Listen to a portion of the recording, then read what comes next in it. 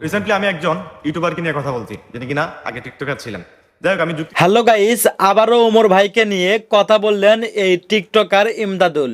তো বন্ধুরা চলুন আজকে আবার টিকটকার ইমদাদুল ওমর ভাইকে নিয়ে কি বললো তা সরাসরি আজকে আমরা স্ক্রিনে দেখব। রিসেন্টলি আমি একজন ইউটিউবারকে নিয়ে কথা বলছি, যিনি কিনা আগে টিকটকার ছিলেন। যাই হোক, আমি যুক্তি সম্পন্ন কথাই বলছিলাম। দেখেন, উনি যখন আমাদেরকে ছোট করে কথা বলে তখন আপনারা কিছু বলেন না, এটা নিয়ে কিছুই বলেন না। আর আমি যখন একটু উচিত কথা বলে ফেললাম, এটা নিয়ে আপনারা উচিত কথা বললেই দোষ হয়ে গেছে।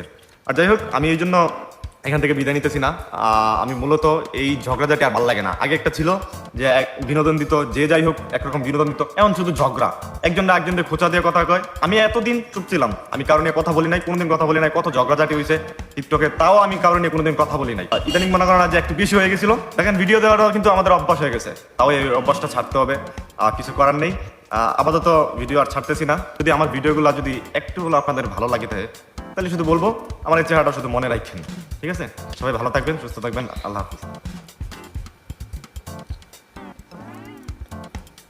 তো বন্ধুরা, ইমদাদুল আর ওমর ভাইকে নিয়ে আপনাদের কি মন্তব্য অবশ্যই কমেন্ট বক্সে কমেন্ট করতে ভুলবেন না।